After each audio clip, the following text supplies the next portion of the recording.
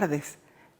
Agradezco enormemente la invitación de la maestra Silvia Alejandre, directora del Instituto Veracruzano de la Cultura, y de Jorge Díaz, fundador del grupo de Jalapa Antiguo. Hoy voy a hablar de algo que realmente me gusta y me apasiona mucho, como es el Todos Santos, las fiestas de Todos Santos, la fiesta de la llegada y de la partida de nuestros muertitos. Algo que realmente nos hace felices porque no estamos recordando el momento preciso en el que se nos fueron, sino estamos esperando pacientemente que nos acompañen. Para lo cual, pues vamos a ponerle muchas de las cosas que les gustaron a ellos, que les gustaba comer. El altar va a estar adornado y va a estar implementado con todo lo que necesite, hasta una jara, hasta una red, que es donde se van a llevar el aroma de lo que se les puso. No van a cargar con todo, solamente con el aroma. Con la conquista se introduce el culto europeo de Todos Santos aquí a Mesoamérica. Este culto fue instituido por el Papa Gregorio IV en el siglo IX. En estos momentos, este Papa no estaba haciendo lo que nosotros hacemos de nuestros muertitos. Él estaba instituyendo una fecha para conmemorar a todos aquellos santos inocentes que murieron en los circos romanos, comidos por las fieras, devorados por las fieras. A partir de ahí se empieza a tener un culto hacia ellos y de alguna manera se fueron incluyendo muchísimos más muertitos, definitivamente. Pero a la llegada de los españoles aquí a México, ellos traen este culto. El pueblo mesoamericano tenía ya fechas presentadas precisamente dentro de su calendario. Coinciden, fíjense, relativamente coinciden con la fecha de lo que hizo el Papa Gregorio IV. En noviembre precisamente es una de las principales. Aquí el calendario, que constaba de 20 meses, 6 de ellos estaban dedicados a los muertos.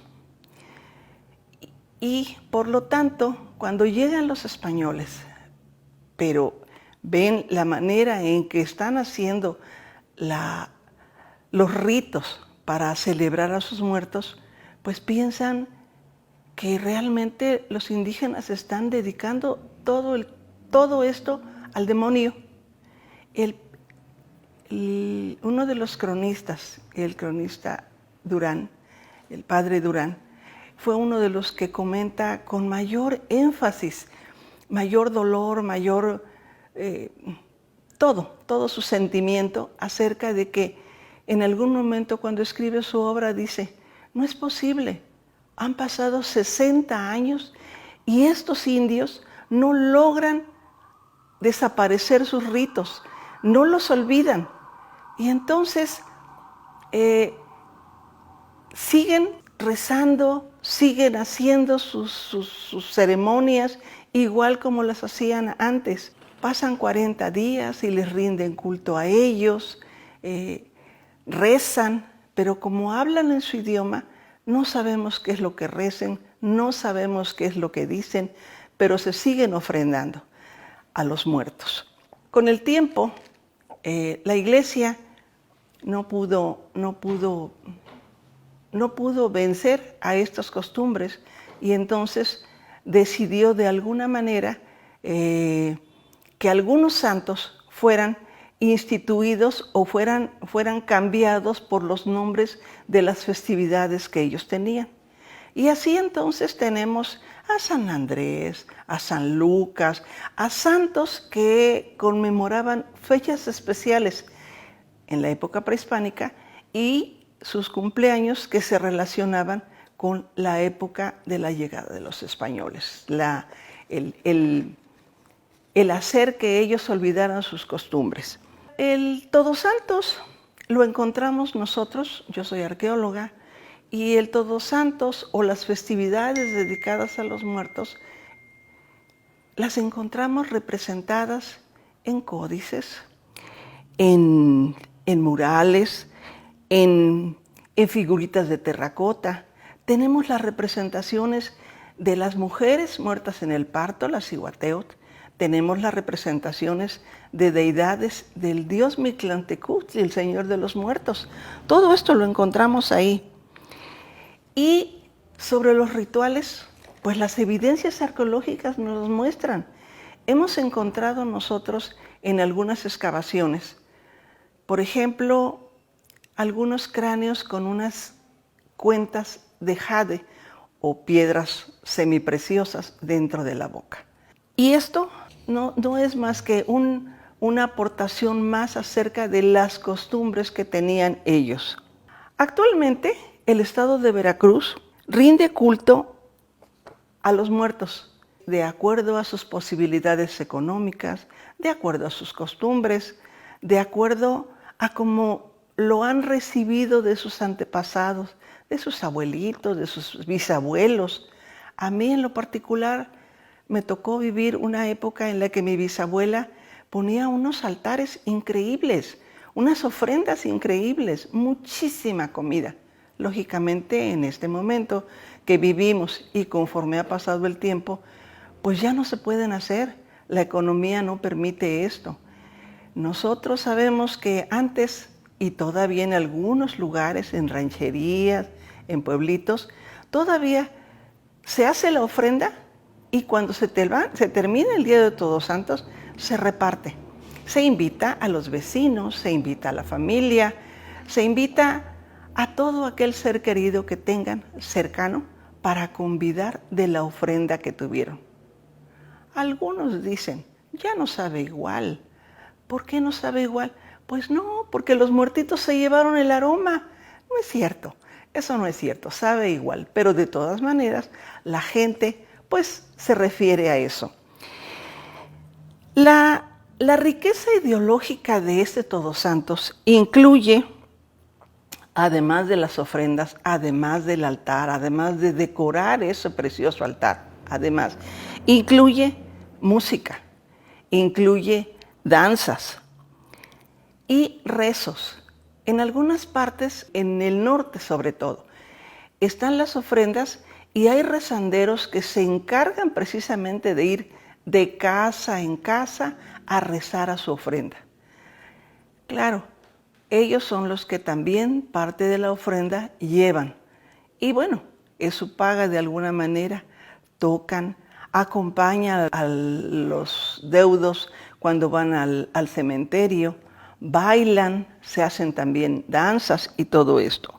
Desde luego, todo esto es, como les digo, es de acuerdo a las costumbres de cada región. Donde mayormente encontramos las costumbres más arraigadas es en el norte del estado, en la región de la Huasteca. Aquí Jalapa tal vez no la tenemos tanto, pero realmente Jalapa ya es una urbe, es una ciudad muy grande. Por lo tanto, se siguen haciendo esos altares. Pero ¿cómo se hacían antes? Antes, bueno, los altares en todas las casas, antes existía también unos pequeños altares familiares. Cuando viene Todos Santos, pues esos altares familiares se van a agrandar, se van a pasar a una mesa más grande, se van a cubrir con manteles blancos, se va a hacer un arco a veces redondo, a veces cuadrado. Este arco redondo, cuadrado, supuestamente es la entrada al inframundo, es de donde van a llegar los muertos o a donde se van a ir, ¿sí? Entonces, estos altares, estos arcos se decoran Aquí en la región de Jalapa, con ramatinaja, tepejilote sobre todo, flores como cempoazúchil, como moco de pavo o sempiterna. Bueno, todo esto. Nosotros aquí en Jalapa no tenemos esa cantidad de flores, no estamos acostumbrados a poner esa cantidad de flores, aunque les voy a decir que hace muchísimo tiempo, yo en especial trabajo en el Instituto de Antropología de la Universidad Veracruzana, y nos tocaba ver, hace 50 años, nos tocaba ver cómo llegaba la gente de las rancherías cercanas con sus burritos cargados de flor. Esto, bueno, es otra historia, pero nos dio la oportunidad de tratar de salvar estas ofrendas, de salvar estas tradiciones. Y por lo tanto, el Instituto de Antropología desde 1978 ha realizado altares de todo el estado, una muestra de altares para que todos lo conozcan. Las fotografías que voy a presentar, muchas de estas son tomadas de estas muestras de gente, de amigos, de vecinos, de parientes que vinieron a montar estas ofrendas. Y entonces cada una tiene su sello particular. La de Jalapa no tiene mucha flor, pero tiene mucho papel picado, mucho. Desde que se iba a iniciar ya la fecha de Todos Santos, las familias empezaban a ir a comprar el material y algo de lo que compraban muchísimo era papel crepé, papel china, palitos, pegamento, todo aquello que iba a servir para decorar el altar. Y entonces este altar estaba decorado con, bueno, primero en el mantel blanco que les digo, en la mesa que se le ponían muchos manteles picados de papel china de distintos colores. El colorido es lo importante. Entonces se ponían esos, después se ponía el arco, y en el arco, además de la flor, se le decoraba con reguiletes para los niños, con canastitas para las niñas, canastitas que se hacían ex profeso. Todavía las encontramos, afortunadamente. Las jaras, que son una especie de farolitos, ustedes las van a ver en estas fotografías, y una red que el maestro Roberto Williams, nuestro compañero en aquellas épocas, visitando la zona cerca de aquí de Jalapa, un ancianito le dijo que la jara no era jara, que era una red, y que esta red era como un costalito en la cual se llevaban el aroma, como les había dicho antes. Las canastitas estaban dedicadas para las niñas. Para los niños se les dedicaba unos guacalitos, ambos, que esto también es muy común aquí en la zona de Jalapa, llenos de dulces de jamoncillo. Esas figuritas tan hermosas que todavía también conservan. Hay muchos elementos, fíjense que hay muchos elementos que todavía se conservan. Por ejemplo, el hacer las canastitas, el vender el dulce de jamoncillo en esta época. Aquí una de la tradición principal es para la gente que tenía más, desde luego que no lo hacía en su casa, ir con las monjas de 20 de noviembre y se compraba todas las figuritas de animalitos, la mamá un cochinito con sus cochinitos, en fin, animalitos que eran los que iban a decorar también la ofrenda. El Todos Santos aquí en Jalapa se celebraba desde el 28 de octubre al 2 de noviembre. Desde el 31, desde antes de octubre, desde fines de octubre, ya nosotros como niños ya no íbamos a la escuela. Ya nos quedábamos a ver en qué podíamos ayudar a nuestras mamás para poner el altar. Yo en lo particular a mi bisabuela, que realmente en estos casos a veces nosotros servíamos para desocupar las canastitas y los guacalitos porque nos comíamos todos los dulces, con la consiguiente amenaza de la abuela de decirnos: sigue tomándolos, cuando sientas que te agarran la mano, no te espantes, pero es que no son tuyos. O sea que, como verán, eran tradiciones, y esa tradición de contar, dicen, cuentos de espantos, era muy normal también. Y todo esto se hacía a la manera, en el momento en que se estaba o cocinando o picando el papel. Como les digo, el 28 se celebraba el Día de los Matados. En algunas familias tenían muertos que habían sido matados, se le ponía su ofrenda. El 29 se celebraba el Día de los Ahogados. Fíjense, matados, ahogados. El 30 era la celebración de los niños del limbo, aquellos que nacieron y no nacieron, que no fueron destetados, esos. El 31 de octubre se celebraba a los pequeños, a los niños. Estos chiquitos, estos niños, se les ponía, como había olvidado eso, decirles, las ofrendas tienen un horario, no el horario que tenemos nosotros. La ofrenda en la época prehispánica, el horario, de la época prehispánica era de las 12 del día a las 12 del día. No como nosotros de las 12 de la noche a las 12 del día, no, de las 12 del día a las 12 del día. Y entonces, a las 12 del día se le ponía a los ahogados el 28. El 29, a las 12 del día, se levantaba esa ofrenda y se les ponía a los ahogados. El 30 se les ponía también a los de limbo a las 12 del día, y al otro día, o sea, el 31, se les ponía a los niños, a los pequeños, a las 12 del día. La ofrenda de los niños, para nosotros como niños, era lo mejor, porque no había nada con picante, todo era dulce. Había tejocotes en dulce, había calabaza en tacha, había jamoncillo, tamales de dulce con pepita, arroz con leche, manjar. Bueno, todo era para los niños. Y este altar permanecía hasta las 12 del día, del siguiente día, del 1 de noviembre. El 1 de noviembre es cuando llegan los grandes. En ese momento se cambia la ofrenda y ahí sí se les pone todo lo que querían los papás, los primos, los tíos, las mamás, los hermanos, gente mayor.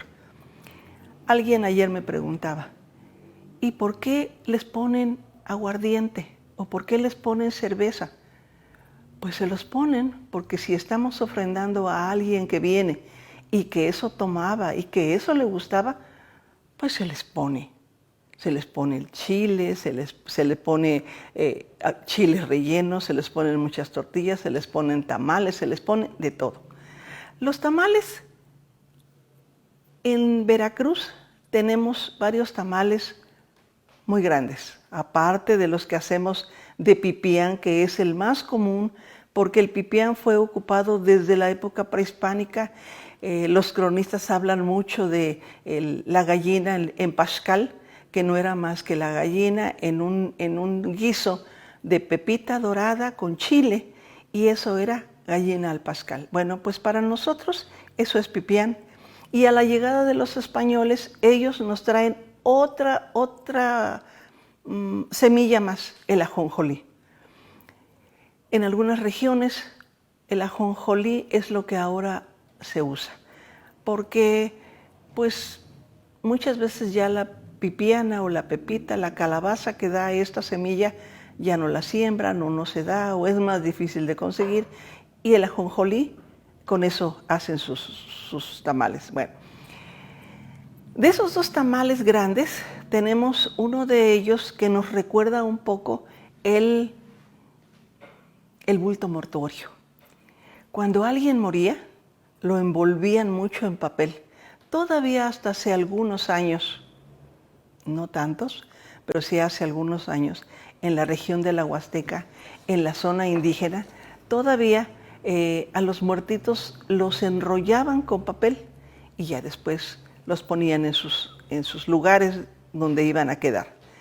Antes se hacía esto, pero bueno, esto lo vamos a hablar más adelantito, pero el papel es importante y la representación de este tamal, el tamal de la Huasteca y el tamal de la zona de Papantla, el bolín y el tamal gigante de la Huasteca, es una representación del bulto mortuorio. El día 2, a las 12 del día, se levantaba la ofrenda. Y entonces, pues había que ir al panteón. Pero en algunos lugares, en algunos sitios, y esto lo vemos en todo el estado de Veracruz, lo vemos, en algunos sitios hay un altar pequeño, un altar que únicamente tiene un vaso de agua, un poquito de sal, un pan, si acaso un tamal, pero esto está afuera de la casa. Ese altar es el que se conoce como el altar del ánima sola, porque si nosotros ponemos ofrendas, llegan a nuestras casas, pues nuestros familiares, nuestros amigos, nuestros vecinos, pero alguien desconocido no entra y por lo tanto no tiene ofrenda. Entonces las almas caritativas siempre tratan de poner afuera de su casa, afuera, a un lado de la entrada de su casa, un pequeño altar, decorado también con papel picado, con mantelitos, con el arco de rama tinaja o de otras hojas y florecitas pocas, pero hay una pequeña ofrenda para el ánima sola que ya no tiene quien le ponga nada, quien la recuerde totalmente. La ofrenda de Jalapa era muy bonita, principalmente porque los abuelos y los papás llamaban a los niños y a algunas niñas se les llamaba la atención la cocina, otras no. Y niños los ponían a picar papel. Desafortunadamente, esta tradición, este arte de crear estas figuras tan hermosas a base de flores, de motivos geométricos y todo esto, se está perdiendo. Ojalá no se perdiera. Afortunada o desafortunadamente para los altares, nos llega el papel picado de Puebla, el papel troquelado, y ese es el que vemos en algunos altares. Jalapa Antiguo ha tenido la gran idea de dar cursos de papel picado.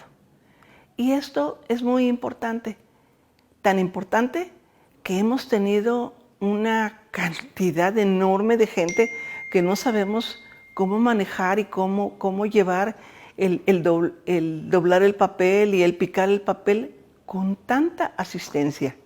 Pero bueno, es muy gratificante que todavía algunas gentes quieran picar papel. Como hace un momento les decía, en el estado de Veracruz, pues al ser un estado tan largo, tiene influencias de otros lugares. Sin embargo, cada fragmento, cada lugar de Veracruz, al norte, al centro y al sur, los altares tienen características especiales. El papel picado no nada más es de Jalapa, sino que propiamente es del grupo étnico, el grupo indígena totonaco, porque encontramos el papel picado en Jalapa, en Yecuatla, en Atzalan, en Rinconada, en Coatepec, en Teocelo, en muchos lugares cercanos aquí a Jalapa. El papel picado es un elemento primordial. pero también lo encontramos en la parte central, donde el grupo totonaca, el grupo indígena totonaca, monta sus altares y también pone muchos elementos en papel picado para ofrendar y para adornar. Una característica que tiene el altar, o las características que tiene los altares de la región totonaca, es que hay de dos tipos.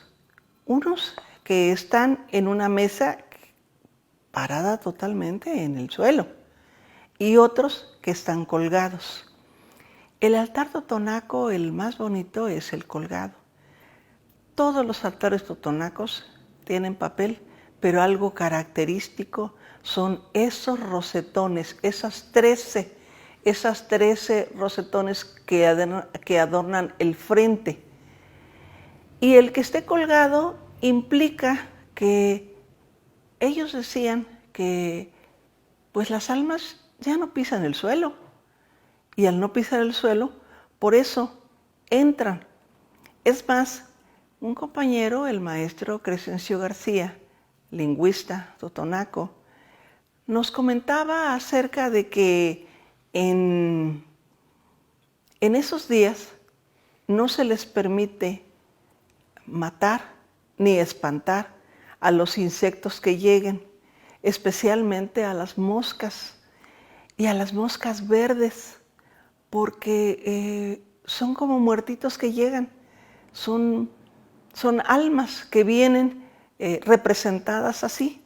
Y les digo, por lo mismo, el altar totonaco es colgado, aunque se hace también en una mesa que pisa suelo.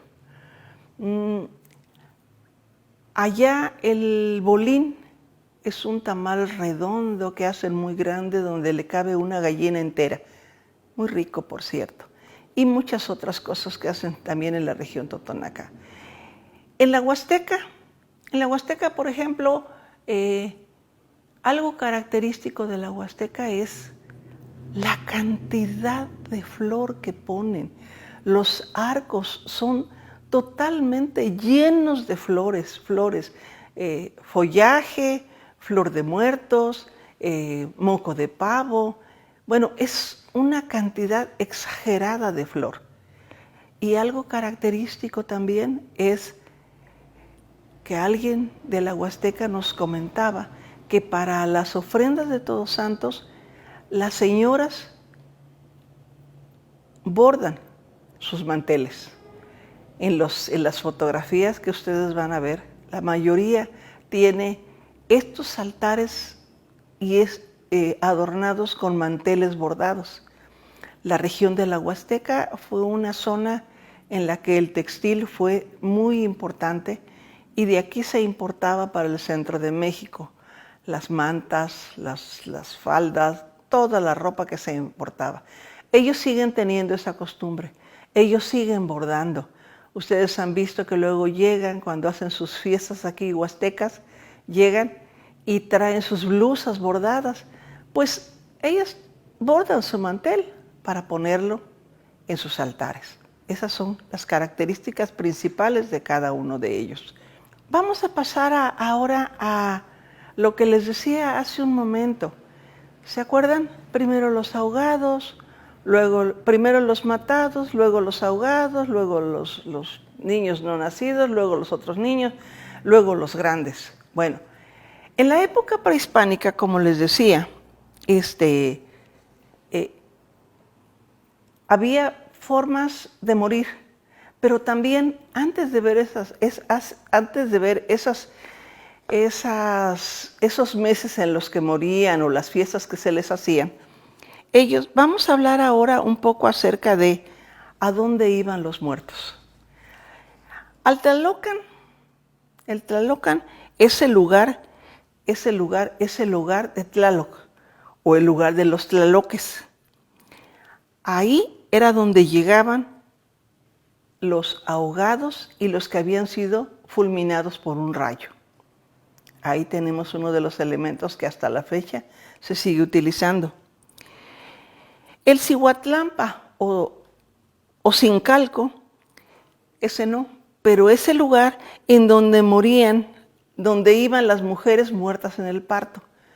Decían que cuando una mujer moría, dejaba una persona más para rendir culto a los dioses, dejaba un prisionero más y por eso estaba.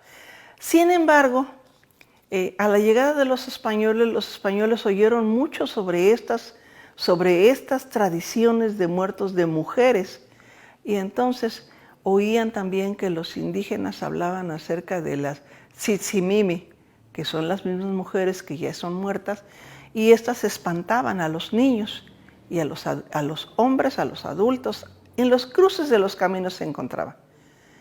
Y así surge una leyenda que hasta la fecha encontramos en algunas regiones, cerca de Jalapa, en las rancherías, sobre todo la Llorona que llora por sus hijos, esa mujer que llora porque los perdió. Esa es la Cihuateteo o Tzitzimimi después. Otro de los cielos era el Tonatiuhcan. Ese era el lugar del sol. Ahí es donde llegaban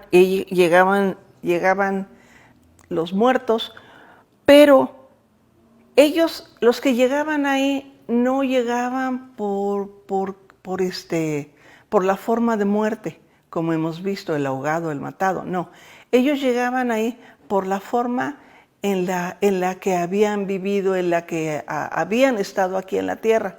Para llegar al lugar en donde vivía Mictlantecuhtli y Mitecacihuatl, su esposa, tenían que atravesar 9 cielos.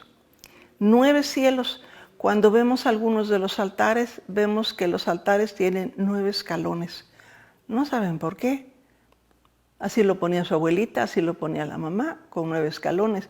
Algo que llama la atención es que tienen abierta la boca y adentro de la boca tienen una cuenta de jade, una cuenta de algún material precioso, y esa era cuando iban a pasar por uno de los cielos, y en ese cielo había tigres, y los tigres les exigían el corazón. Entonces ellos se los sacaban de la boca, pero esos amuletos ya se los habían puesto sus familiares para que no perdieran el lugar que correspondía y atravesar otro cielo. Entonces, cuando morían algunos, además de envolverlos en papel, mucho papel, porque iban a pasar también por otro cielo donde hacía muchísimo frío, pero muchísimo. Decían ellos que era donde el frío cortaba como hielo, como cuchillo. Entonces, por eso los amortajaban con mucho papel. Pero para llegar al primer cielo, el primer cielo era uno de los más importantes y era algo que todavía a la fecha nos queda en algunas regiones. Y esta es el cuidado del perro. Cuando una persona muere, el primer cielo o el primer obstáculo que tiene es un gran río. Para cruzar ese río tiene que tener o tuvo que haber tenido un perrito al que quiso mucho, que él es el que lo va a pasar ese río, ¿sí? Y todavía en algunas rancherías oímos que los abuelitos dicen, cuando un chiquitín le pega a un perro, dicen, no le pegues porque no te va a cruzar el río. Todavía nos quedan esas consejas, todavía después de más de 500 años, todavía la tradición oral nos recuerda muchas cosas que existían en aquella época prehispánica. Otra cosa que les ponían a los muertos, les recortaban papel, les hacían unos envueltos y unos rayos de papel, porque el papel era una de las cosas más importantes como ofrenda para Mictlantecuhtli y Mitecacihuatl. Y nos queda un cielo más. Este cielo es el Chichihuacuauhco, el lugar en donde está un gran árbol que es un árbol nodriza. Es donde está un árbol que tiene unas bolsitas de leche. Y ahí llegan todos aquellos niños que no nacieron, que nacieron y que no fueron destetados, o sea que ahí se quedan con ellos, ¿sí? Estos son los cielos a donde van a ir los muertos. Pero las tradiciones, todo esto que hemos visto acerca de la ofrenda, acerca de los días, acerca de los cielos, todo esto en algunos códices y en algunos escritos nos han dejado muchos de las ofrendas que se hacían. El calendario de 20 meses tenía 6 meses que estaban dedicados para los muertitos.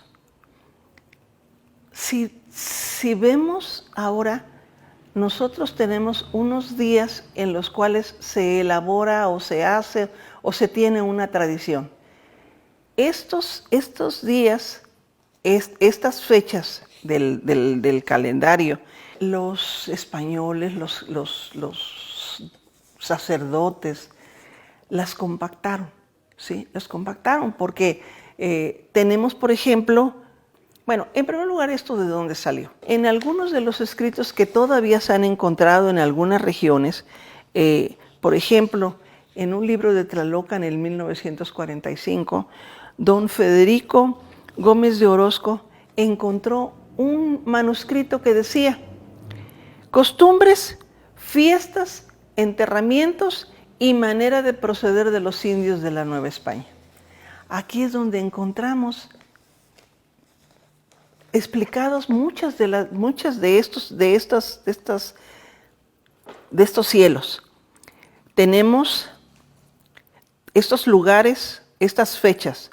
Tenemos Toxcatl, tenemos Micailhuitontli, Xocotl, Xocolhuetzi, Tepeilhuitl, Quecholi e Itzcali. Son los meses en los cuales se le rendía culto a los muertos. En el Toxcatl era la fiesta de los difuntos, pero aquí les rendían culto, en sus casas hacían ofrendas y les rendían culto a sus padres y difuntos y los ahumaban con incienso, como les explicaba, como les comentaba, que en la Huasteca cada ofrenda van y la bendicen y le cantan. Todavía esto lo encontramos en algunos lugares. En Micailhuitontli se realizaba en el 9º mes de nosotros, en agosto, el 9º mes de su calendario. Y en esta fiesta se festejaba a los niños. Era la llamada fiesta de los niños inocentes. En esta fecha, este día o en estos días, se cortaba un gran árbol. Yo cuando oigo esto de un gran árbol y cuando veo que dice aquí, dicen ellos que se amortajaba a un bulto mortuorio, se ponía el árbol y se ponía arriba. Era una ceremonia en la cual todos trataban como de comulgar de este altar y entonces subían para tratar de tomar un poco del material que estaba hecho, que se llama tzoali, que nosotros conocemos como alegría.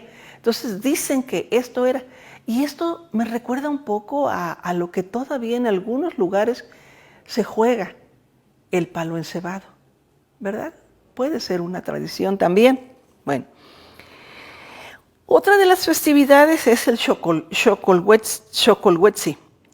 Y en esta fecha era cuando, dice Durán, que en esta fecha era cuando el árbol que se había cortado en el mes anterior se llevaba al templo, al centro del templo, del patio del templo, al centro del patio del templo, y ahí se le hacía ofrenda, se le ponían ofrendas, Se le ponían comida, vino, plumas, copal, juguetes, platitos, jarritos de barro y cuentas. Era la ceremonia que hacían en esta fiesta del Xocolhuetzi. La siguiente fiesta o el tercer mes, es el Tepeilhuitl. Este se celebraba en lo que es para nosotros octubre y se relacionaba con los montes y los ahogados.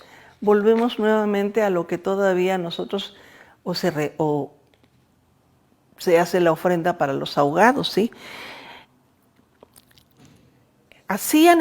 Para esta cosa hacían muchos tamales, hacían cazuela hecha de gallina o de carne de perro, incensaban todo esto y hacían una gran fiesta. En este día tenían en sus casas los montes y dicen que ponían unas representaciones como de agua y como de rayo. Otra de las fiestas es Quecholi. Esta es la fiesta que se relaciona más que nada con la fecha que había en Europa de Día de Muertos, Día de los Fieles Difuntos, ¿sí? El Día de los Fieles Difuntos. Esta fecha se celebraba lo que actualmente es del 20 de octubre al 8 de noviembre. O sea que queda integrada dentro de los días en que se festeja. Sahagún dice que en esta fecha, además de que era la cosecha, se llevaban a los sepulcros, muchas flechitas, dice, muchas saetas, las amarraban de 4 en 4 y que hacían también unas teas y ofrecían la comida. Todo lo que se hacía en la ofrenda se lo ofrecían a honra de los que habían muerto en la guerra. Estos eran de los que definitivamente iban directamente con Mictlantecutli, ¿sí? Y el último mes del calendario indígena nos refiere Sahagún y también se relaciona un poco con lo que tenemos en la actualidad. Esta se realizaba en lo que ahora para nosotros es diciembre, los primeros días de diciembre. Y en este mes, en estas fechas, dicen que de la ofrenda, todos los tamales y todo lo que se ponía en la ofrenda, todo esto, después de haber ido al panteón, después de haber ido a dejar algunas cosas, lo que quedaba se repartía entre los familiares, amigos y vecinos, tal y como se hace actualmente. Ya hemos visto las ofrendas, todo lo que ponen, cómo ofrendan. Actualmente se ofrenda más comida. En la región de la Huasteca, los padrinos se encargan de repartir a los ahijados ropa. Les regalan blusas, les regalan o instrumentos de labranza, les regalan.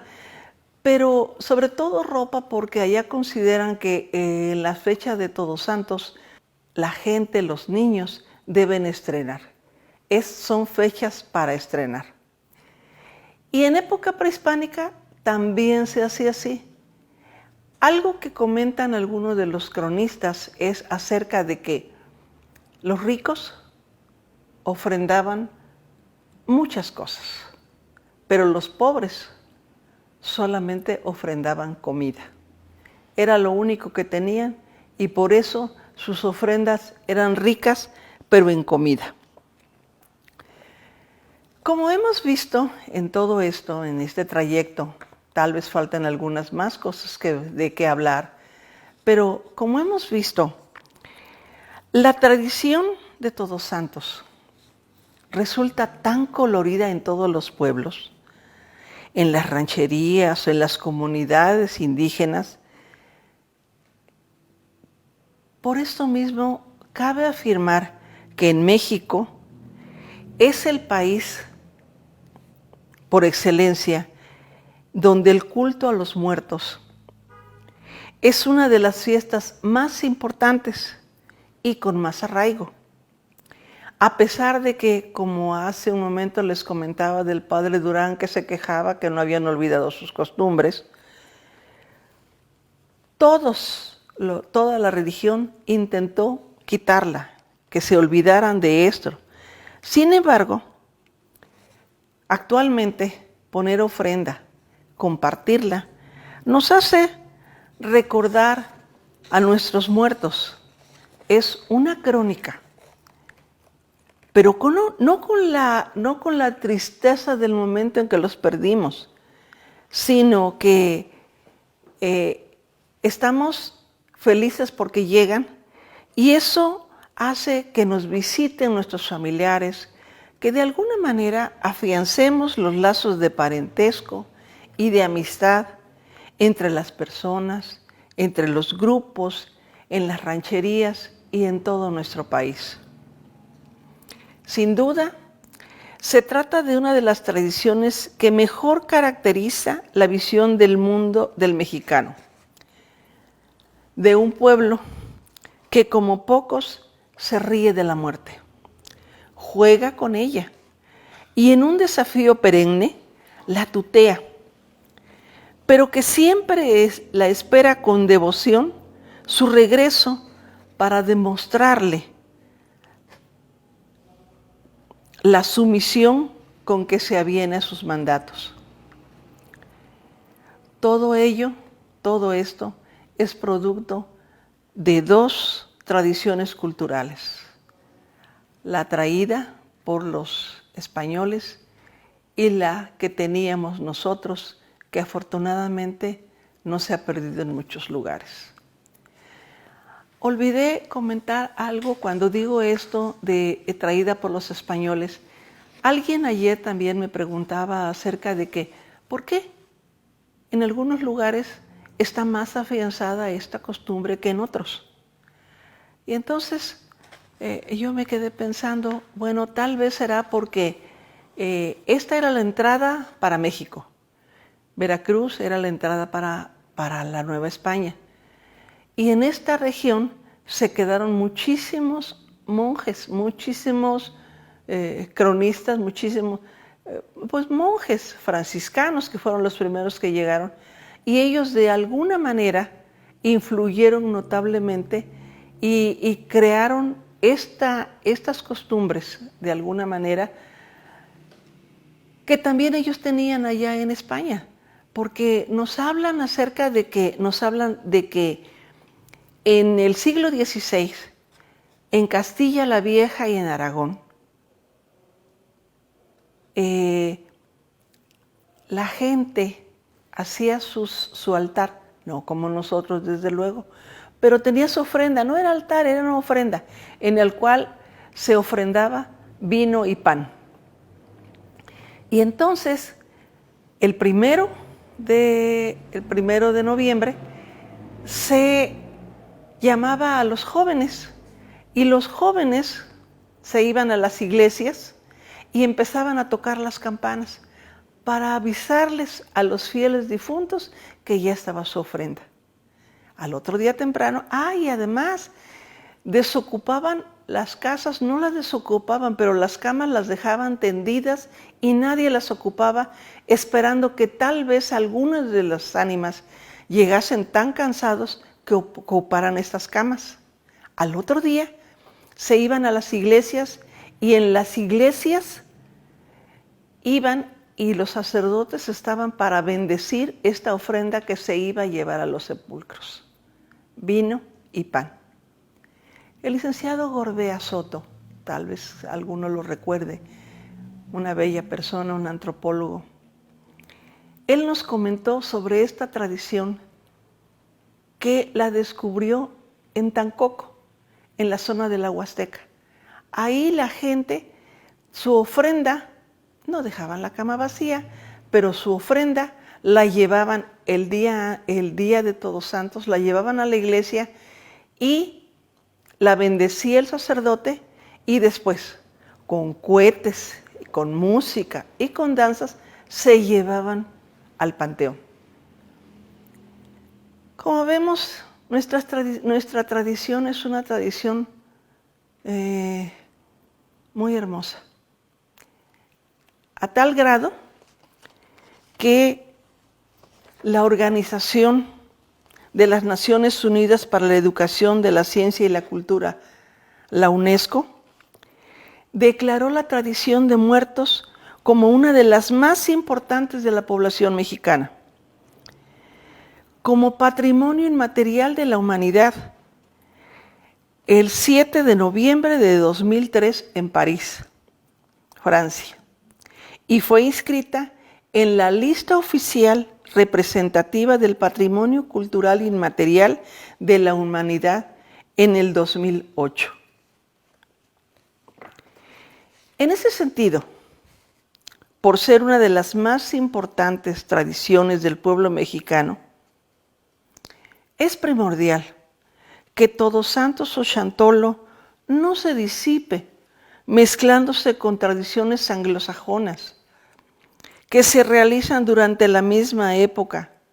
Debemos proteger y apoyar para que continúe siendo esta una festividad, tanto en el campo como en las ciudades, que no pierda su espiritualidad. Muchas gracias.